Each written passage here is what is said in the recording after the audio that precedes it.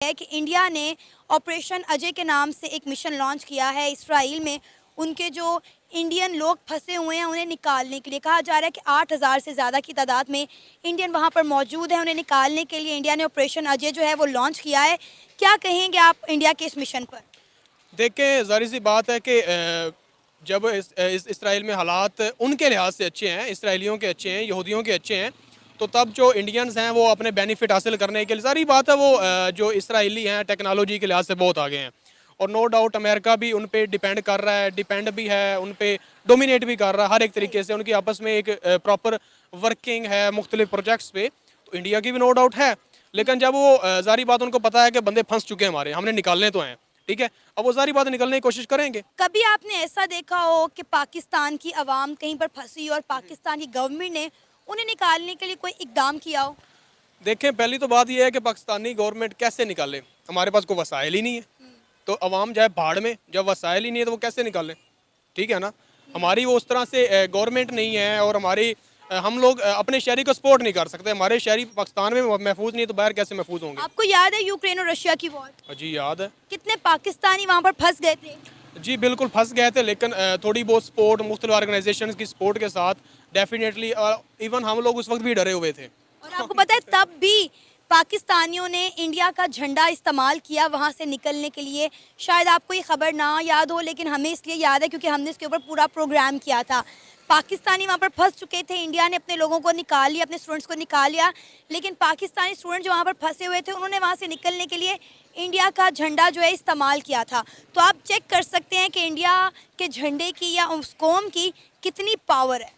अच्छा, जिस तरह आप क्वेश्चन कर रही हैं ना, मुझे तो लगता है कि मुझे खुद यहाँ से निकलना पड़ेगा, तो ऐसे क्वेश्चन ना करें कि टोटली मैं अपनी गवर्नमेंट के खिलाफ हो जाऊँ, ऐसा कुछ नहीं है। नहीं, मेरी बात सुने, मैं तो फैक्ट पर बात कर रही हूँ, मैं आपको किसी के खिलाफ नहीं कर रही, मैं आपको ये नहीं कह रही आप अपनी गवर्नमेंट के खिलाफ जाएं। वैसे ऑलरेडी सारे पाकिस्तानी अपनी गवर्नमेंट के खिलाफ हैं, एक आधा और चला जाएगा तो गवर्नमेंट को जो है उससे कोई फर्क नहीं पड़ेगा, लेकिन जो सच है वो सच है, इसको आप झुठला नहीं सकते। अच्छा, आप पाकिस्तानी गवर्नमेंट के साथ? नहीं, मैं तो भाई बिल्कुल भी पाकिस्तानी गवर्नमेंट के साथ नहीं हूँ।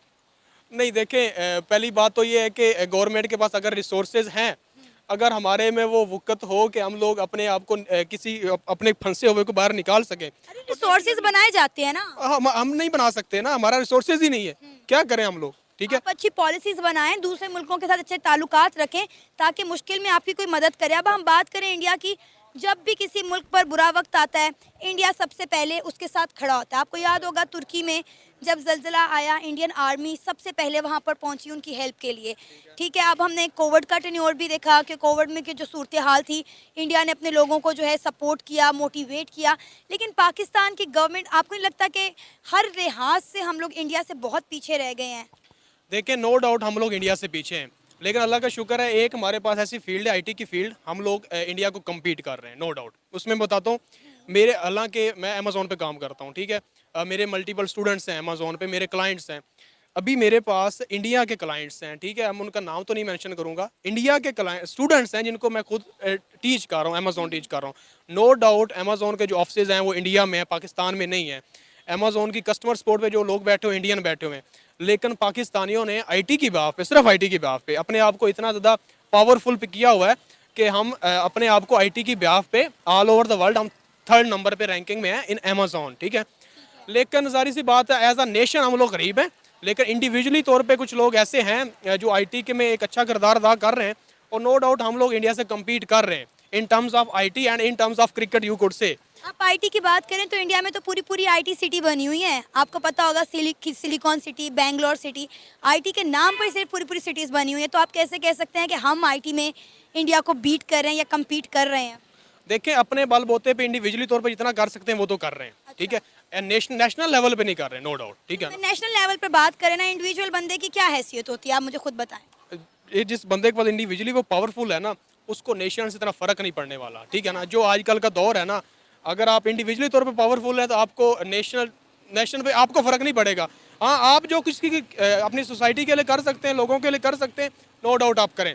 अब ऐसे मेरे पास मल्टीपल स्टूडेंट्स हैं जो मेरी फ़ीस नहीं पे कर सकते, उनको मैं फ्री ऑफ कॉस्ट फ़ीस बिल्ला सिखा रहा हूँ और अच्छी अर्निंग कर रहे हैं, नो डाउट। मतलब हम सोसाइटी के लिए जो कर सकते हैं, पॉवर्टी ख़त्म कर सकते हैं, हम कंट्रीब्यूट कर रहे हैं, वो अलग बात है। हमें तो ये नहीं पता कि हमारा मुल्क किस साइड पे जा रहा है, क्या हो रहा है, कौन चला रहा है, किसी आपको पता है? नहीं ना पता, तो हमें भी नहीं पता। तो हम तो खुद अपने बंद कमरे में बैठे हुए हैं, अपनी अल्लाह का शुक्र है अर्निंग कर रहे हैं, वाटीवर जो भी कर रहे हैं। नेशनल लेवल पे पंगे नहीं ले रहे, अगर कोई पंगे लेगा तो वो जाएगा, ठीक है ना। जिसने भी आवाज़ उठाई वो दूसरे दिन गायब होता है। तो जो अपने तौर पे अपनी सोसाइटी के लिए कुछ कर सकते हो तो आप करो, नो डाउट। और बाकी रही बात इंडिया की, इंडिया नेशनल लेवल पे एज अ नेशन स्ट्रॉन्ग है, ठीक है, आईटी के लिहाज से, हर एक फील्ड के लिहाज से। लेकिन जो एक उनकी तंग नज़री है ना, कोशिश तो ये करनी चाहिए कि तंग नज़री की बात, तंग नज़री को भी छोड़े और